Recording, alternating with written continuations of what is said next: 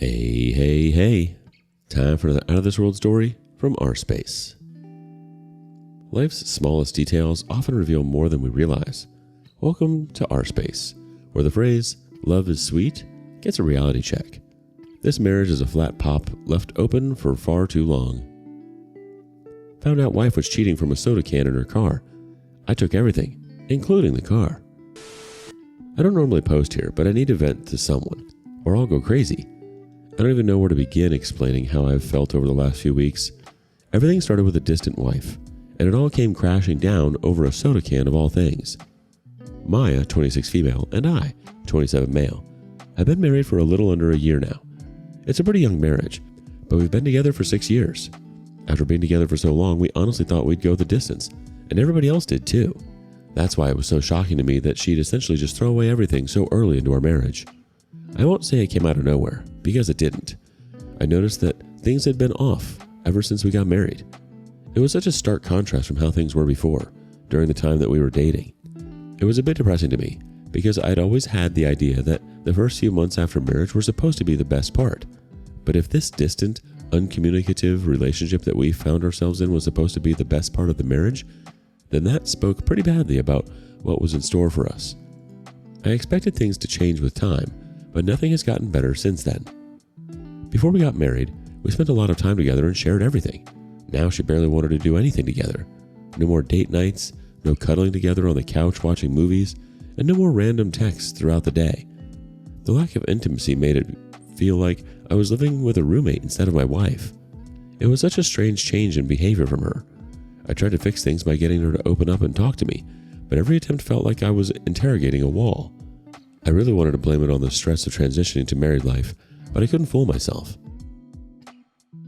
When it kept dragging on too long, it became clear that something else was wrong, and I started to fear that I might have married the wrong person. I spent a lot of long nights trying to figure out what it could be. I had some friends who suggested that she was cheating on me, but I couldn't believe it. Maya might be distant, but I didn't believe she was heartless enough to do that to me. It turned out I was giving her way too much credit. And that brings us to a few weeks ago, when I found out that she actually was cheating on me. I found out through a soda can of all things. It started when she told me she'd been having some trouble with her car's AC. She wanted to take it into the shop, but I'm a handy guy, and I believe in trying to fix things myself before bringing in a professional. Not only does it make me feel good and satisfy that male part of me, but it saves us money too. So what's the harm? The first thing I did was check her AC's air filter. While I crouched down in the passenger side trying to pull out the glove box, I noticed something under the seat. It was an empty Dr. Pepper. That might seem like nothing to anyone else, but it meant a lot to me because I know that Maya hates Dr. Pepper. She says it tastes like cough medicine.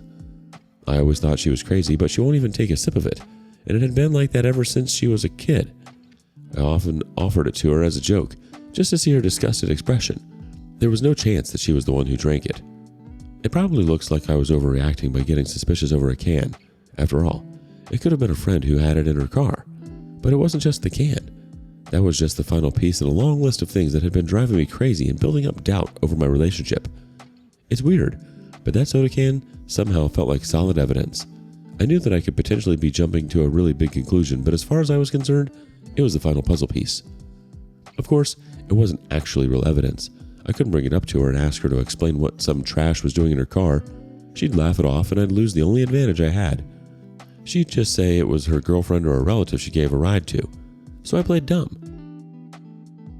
I put the can back where I found it and finished what I was supposed to be doing. I didn't mention a word of it to her. I knew there was no point. She'd already made it clear that she wasn't ready to communicate about our relationship, so I was forced to take matters into my own hands to uncover the truth. I kept pretending that everything was fine. I've never been much of an actor, but somehow I was able to pull off a convincing impression of a husband who had no clue that anything was going on. It was probably easy to do because I didn't really have any solid proof. There was a good chance that I was completely wrong about everything, and it really was just an innocent soda can. I hoped that it was. I can't imagine how desperately I wanted to be wrong about everything. However, there was a little part of me that wanted to be right, simply because it would finally give me closure as to why my wife was acting the way she was. My chance came when I managed to get onto her phone while she wasn't around. I didn't waste any time going into her messages and looking for anything suspicious. It didn't take long to find her conversation with Melissa. The name stuck out to me because I didn't know Melissa, and as far as I knew, neither did she. A quick look through confirmed my suspicions that Melissa wasn't a woman at all. What I found instead were flirty messages with a guy named Justin. It was obvious right off the bat that they'd been sleeping together, and it had been going on for a long time. The dates on the oldest messages went back to about a month after our wedding. I couldn't believe it had been going on that long, but it made sense. It explained why she changed so suddenly after we got married. It was even possible that they'd been together before the wedding. Maybe she realized that she would have preferred to be with him, and that's why her disposition towards me had changed so much. The thought made me furious. They had pet names and inside jokes with each other. All of the closeness and emotional intimacy that I'd been looking for in my marriage for the past year was right there, being shared with a man I didn't know. It's not that she wasn't capable of love I was looking for and the love that I was used to, but she just felt someone else was more deserving of it. I was devastated, and that wasn't even the worst of it. Some of the messages were my wife complaining about me. There were quite a few of them, and what she said didn't really bother me. It was just the fact that she was insulting me with her affair partner, not with a girlfriend or a family member. That was a slap in the face. It might be hard to understand, but somehow that was almost worse than her sleeping with this Justin guy.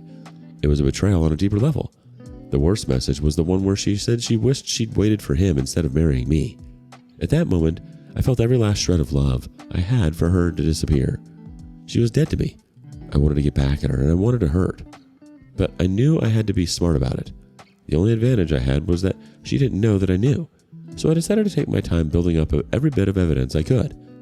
I started off by keeping a log of her movements. I took note of what time she left for work and when she came back. I didn't leave anything out, even all the times she had to stay late, all her trips with friends, and unexpected delays. Then I would compare my notes against the information I saw on her phone. It gave me a reasonable estimate of how often she was sneaking away to see Justin. I was surprised. It was no wonder she was distant, seeing how they were somehow finding the time for each other 2 or 3 times a week. I found it disgusting how she could do that and still come home to me every night without a twinge of guilt. She started to get suspicious when she noticed I wasn't trying to initiate sex anymore. I mean, how could I when I knew what she was up to multiple times a week? She'd gotten disinterested in sex shortly after we got married, but I could feel my skin crawl whenever I remembered she was having sex with the 2 of us at the same time. One of the first things I did after I found out was to get myself tested, and fortunately I was clean, but that didn't erase how unclean she'd made me feel. When she asked me if everything was okay, I just took a page from her book and refused to communicate. I just told her everything was fine and left it at that. I found it funny that she started confiding to her lover that something was wrong with her marriage. She told him that she was worried and that I was starting to suspect something, and that they needed to be more careful. It was far too late for that. While all of that was going on, I'd been talking to a lawyer about getting a divorce. The plan that I wasn't going to confront her until everything was ready.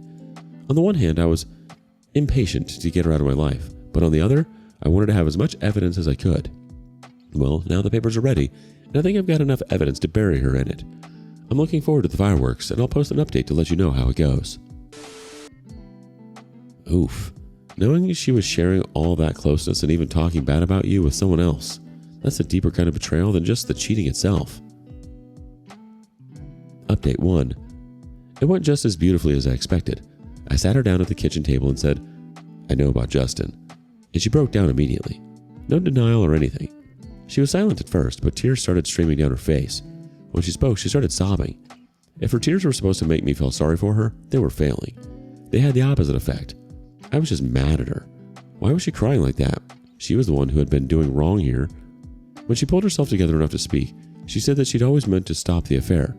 She claimed they'd broken up multiple times, but they always ended up back together, and that she'd been meaning to end it for good very soon. I laughed at that. It was a pathetic excuse. They'd stopped their affair multiple times, but they were still together? Was that supposed to make things better somehow? I didn't believe a word of it because there was no evidence of that in any of her texts with him. She was full of crap, and I let her know she wasn't fooling me. I told her I'd gone through her phone and seen her texts with him. Her eyes widened, and she took in the implications of that. Now she was trying to figure out just how much I knew, so I saved her the trouble. I told her I'd read every single message, and I'd been reading them for weeks. I was documenting everything and watching her closely. I knew how many times a week she was meeting up with him. Then I hit her with the favorite part. I told her that I was already filing for divorce, and she'd be hearing from my lawyer soon. I told her that I didn't plan to keep in touch with her, and this was the last time she would be hearing from me without a lawyer present. That floored her.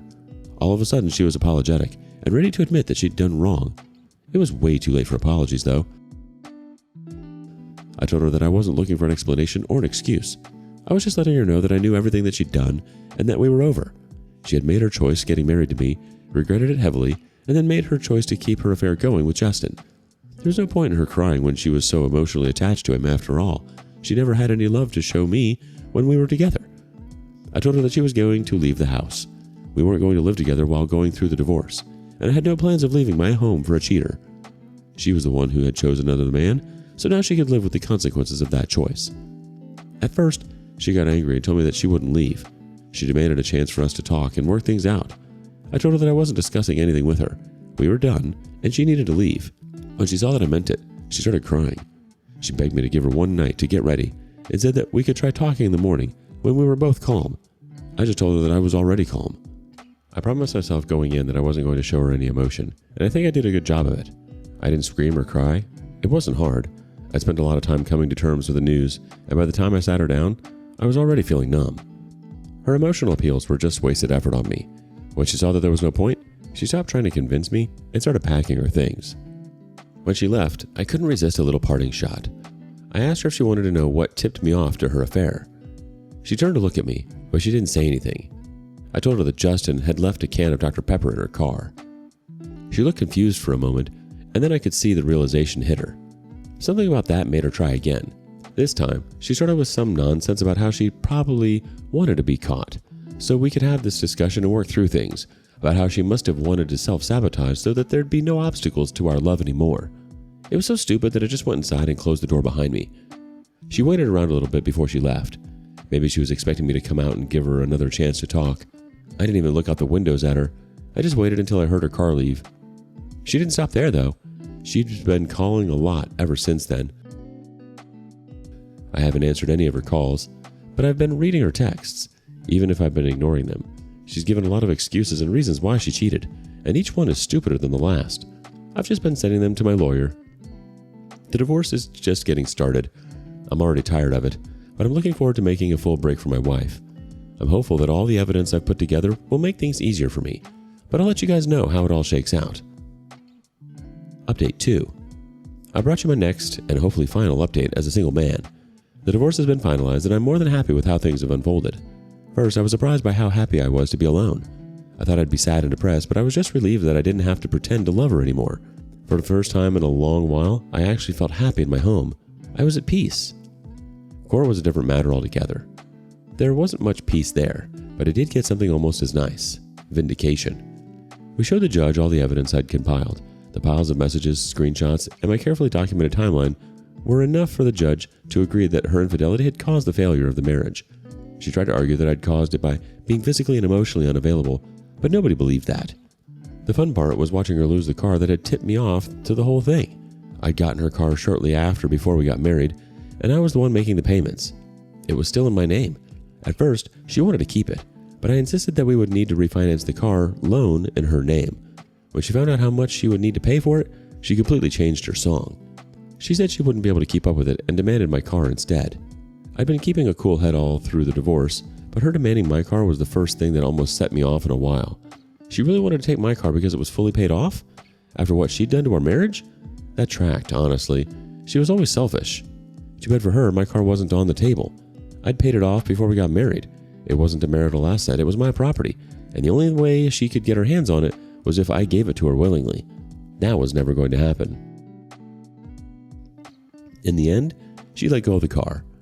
That was satisfying to watch. She'd probably thought she could cheat on me and walk out of this without being hurt too much.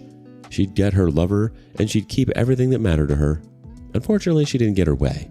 Alimony was out of the question.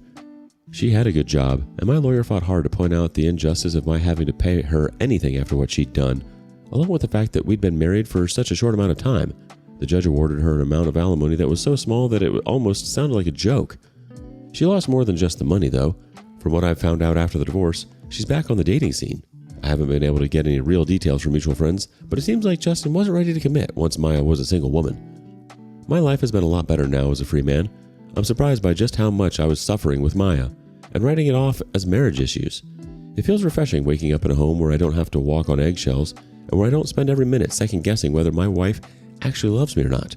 I'm free now, and it's weird to think that it took a can of Dr. Pepper for me to figure that out. I guess it just proves the importance of taking note of everything about your partner, even the smallest things.